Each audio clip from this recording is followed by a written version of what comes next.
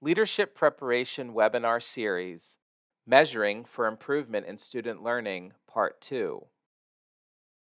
The Office of Leadership Development and School Improvement is comprised of an executive director reporting to the assistant state superintendent, coordinators for school improvement, academic improvement, and leadership development, as well as leadership specialists. Our office has three main goals: fostering the growth of effective leaders, ensuring valid and reliable evaluations, and raising the quality of education.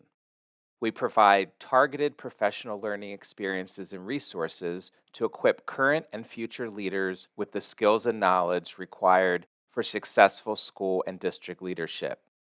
We oversee the development and implementation of Maryland's teacher and principal evaluation system.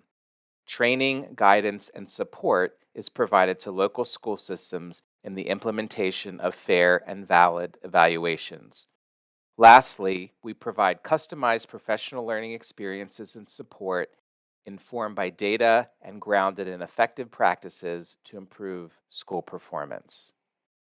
To earn continuing professional development credit, in order to receive 1 credit, you must view 5 webinars, including Part 1 and Part 2.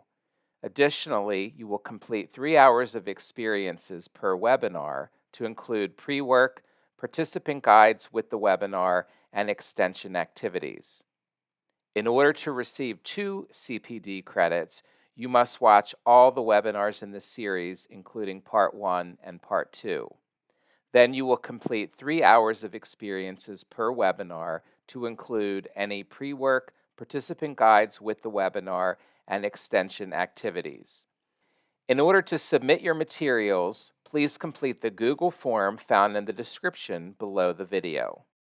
Let's meet the presenters. For this webinar, we partnered with the University of Maryland, Dr. Jean Snell, Senior Faculty Specialist, and Iris Bond-Gill, Project Manager. Thanks so much to all of you who've elected to view our 2-part webinar. It is our hope that by spending this hour with us, it will be helpful to you as school leaders in examining the relationship between data, measures, and short cycle testing as core components of school improvement planning. In order to make the most of both parts of this webinar, we ask the following of you all our participants. First, we hope that you will watch both parts 1 and 2 of this webinar in order to maximize your learning, and that you view these 2 parts within 2 or 3 days of each other for optimal cohesion of learning. Second, in addition to viewing this webinar, we also hope that you will review the resource materials that are provided as supplements to this recorded presentation, and that you also try your hand at the exercises that we suggest. And third, we hope that you will get in touch with either myself or Dr. Eubanks at the Center for Educational Innovation and Improvement at University of Maryland if you have any questions about what was introduced in this or the previous webinar, or if you want to learn more about the framework and tools of improvement science to assist you with school improvement planning. You can email us at ceii@umd.edu, which is the email that's there on the slide. This Part 2 webinar is designed to explore the importance of measurement and short cycle testing to address inequities in our schools and drive towards improved outcomes for students. We will build today on what was covered in Dr. Eubanks' webinar on data by, first, exploring how to develop and select measures to monitor the effect of implemented improvement strategies. And second, we will introduce how short cycle PDSAs can be used to guide school improvement efforts. Having explored the role of data in setting the stage for school improvement in Part 1 of this 2-part webinar, this Part 2 webinar focuses on the role of measurement and learning from what we do while we are trying to improve. We as educators are committed to doing something to make conditions and outcomes better for students. And yet we all want to implement new and updated strategies which lead to real change or improvement. With all that we do, though, and all of the solutions or strategies that we've tried and implemented, I'm sure, like myself, you find yourself wondering sometimes, well, how many of these strategies or solutions have really worked or had lasting results? Well, one of the insights we've gained from our school improvement work across Maryland, guided by our colleagues from the Carnegie Foundation, is that it is very difficult, if not impossible, to implement changes that lead to improvement if we don't ask, well, how do we know if this change led to improvement? And we can't know this if we don't track and gauge both the short term and the longer term effects of the changes we enact. So how do we set ourselves up as educators to determine if change equals improvement? We believe we should start by selecting measures. Since the adoption of No Child Left Behind, we have all become deeply familiar with accountability measures, which are typically standardized state assessments in the core subject areas. The results from these assessments provide us as educators with a profile of what students know and are learning through each year of public schooling. The purpose of these accountability measures is not only to inform educators' practice, but just as importantly, to let the American public know how the public schools are doing. In contrast, improvement measures are not created or designed for the larger public, but are instead embedded inside the schools and classrooms that are generated by educators for themselves. The purpose of improvement measures is to help educators evaluate what's different as a result of new or adapted practices. Improvement measures are also distinct from formative assessment instruments in that while a formative assessment can help teachers and leaders track student learning or growth over time, improvement measures are utilized when testing new or updated classroom strategies or practices. What else is important to know about improvement measures beyond their purpose? Measurement for improvement has a couple of other characteristics that set it apart from other types of measures that we may be more used to. First, measurement needs to be closely aligned to the actual work that educators are trying to improve. In education, we often focus primarily on test scores, yet these test scores tell us little about the processes we need to improve or how they need to be improved. Second, data collection needs to be embedded in the daily workflow. It's about getting the right information at the right time. However, educators usually don't get student test scores early enough or quickly enough to actually inform ongoing instruction. And finally, unlike student test scores, which are often used primarily for accountability purposes, measurement data is selected and designed to be used for learning and improvement. Therefore, how data is perceived and used is critical, and new norms around data will likely need to be established. Most importantly, since this data is for learning, conditions of trust and safety, and trust that there is room to fail, must be established. Having talked briefly about the broad characteristics of improvement measures, I will now describe what the different kinds of measures for improvement are. Improvement measures start with and include outcomes data, which, as we've already talked about, is generally tied to standardized test scores or other annualized rates. These kinds of measures do tell us if student learning or achievement is improving from one year to another or over time. However, because such measures are only reported once or perhaps twice a year, and because standardized assessments are a proxy for learning across a whole year and across multiple subject areas, it is very difficult, if not impossible, to directly attribute how any one change in instruction or curriculum or classroom organization has contributed to an uptick in student achievement.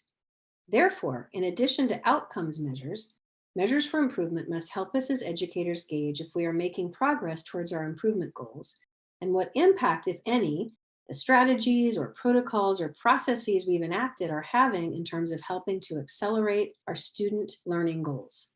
Thus, there are two additional categories of measures that we're going to introduce today: driver or strategy measures and process or practice measures.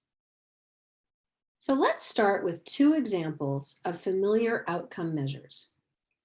First, one example is tied to end-of-year state assessment in mathematics, which in part reveals students' proficiency with mathematical reasoning and application. For intermediate and middle grade students, fractions is one area of learning in mathematics that is measured. A second example of a different outcome measure are discipline rates for suspension and expulsion. These are figures that the schools are required to tally and report to their districts, and in turn, districts are required to report these figures to the state. The next kind of measure are strategy measures, and they are the next level of instrumentation, and they're tied directly to the core levers which can be implemented to help overcome or reverse inequities in outcomes. This first example continues with the goal of improving students' understanding and proficiency of fractions.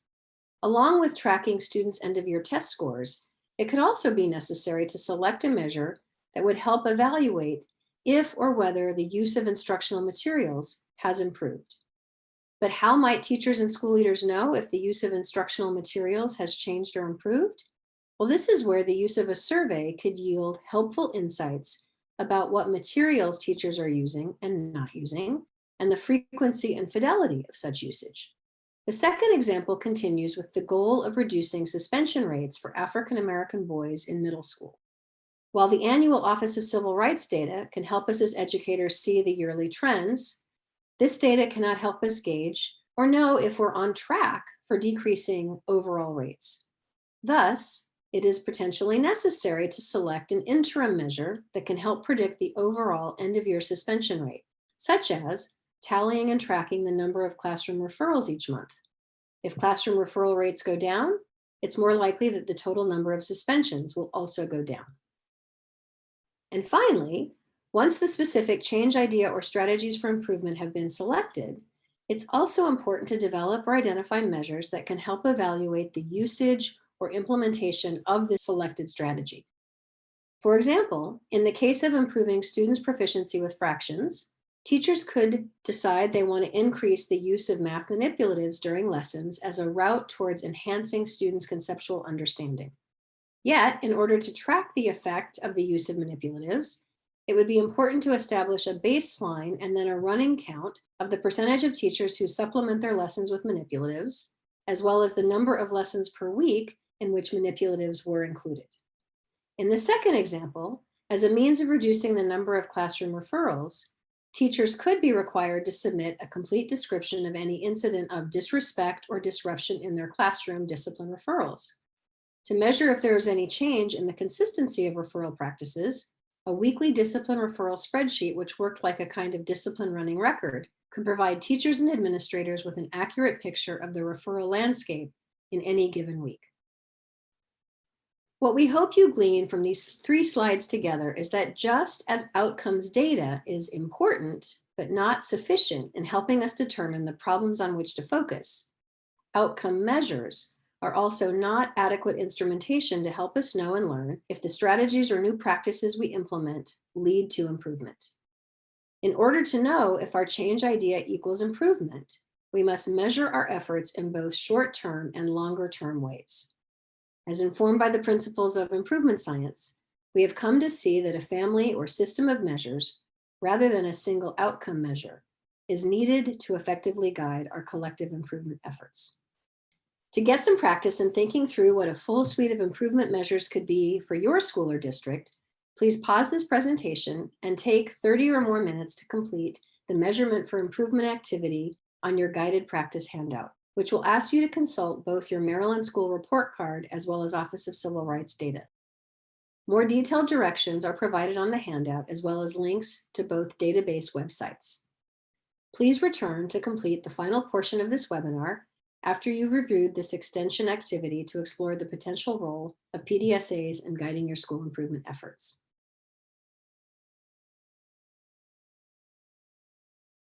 Welcome back. Thanks so much for returning to complete the end of this part 2 of the webinar.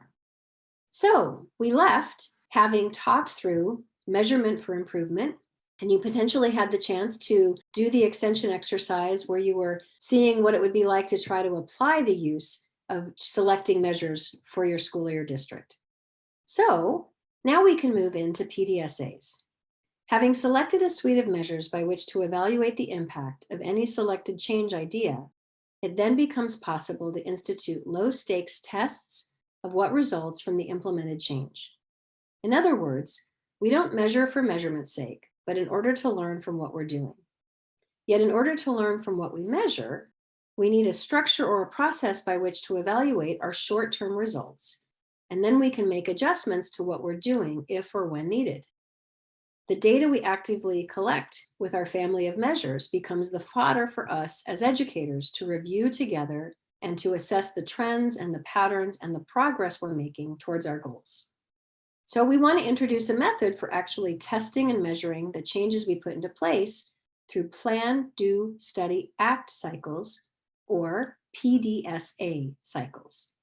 You may want to pull out the 2-page overview of PDSA cycles, which we've provided for this webinar, which you could consult alongside this second part of the presentation.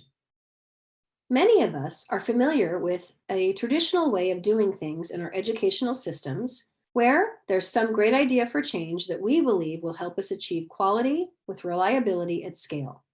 We're excited about a seemingly new or shiny or promising idea, so we plan, and at some point we implement the change across all our classrooms and schools.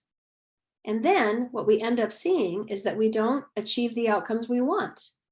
We see failures that we don't understand.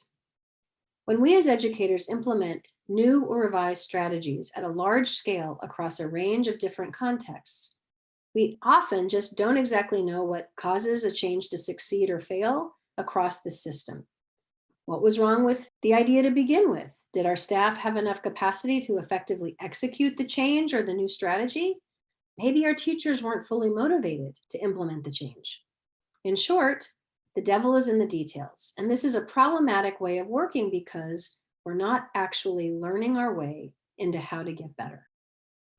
What we're offering is an alternative approach to implementing change by using improvement science.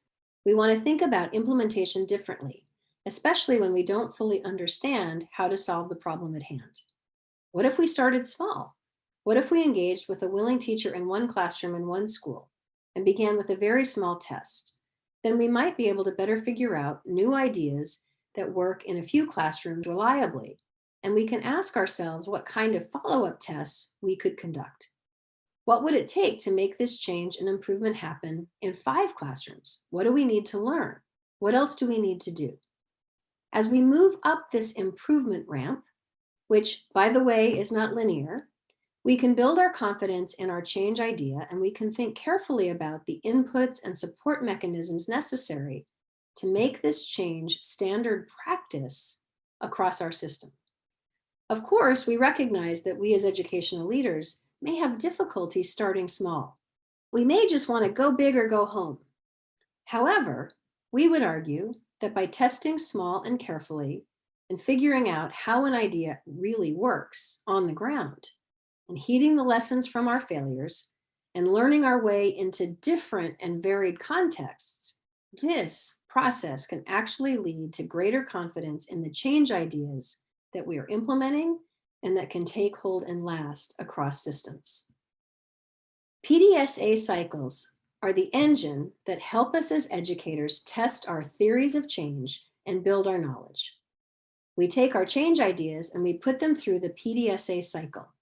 We plan our tests, we conduct them, we study our results, and based on the feedback and results, we can create a new action plan and go through another cycle.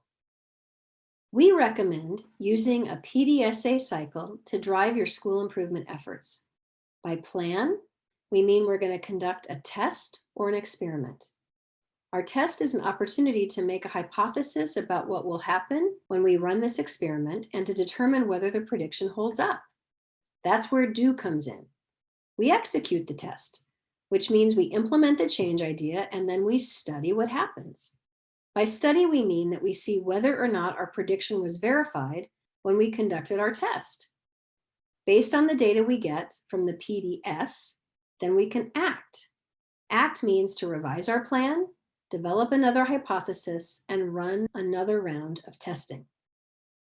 The PDSA is a relatively simple cycle, even as it is important to focus on attending to each part of the cycle.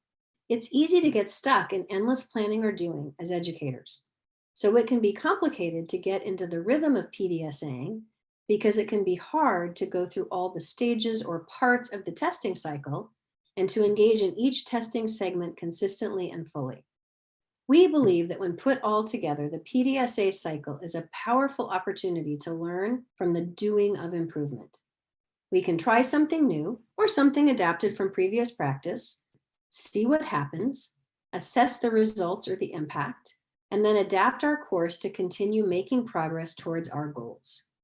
PDSAing may not be a straight line towards improvement, but we believe it is an authentic path towards improvement.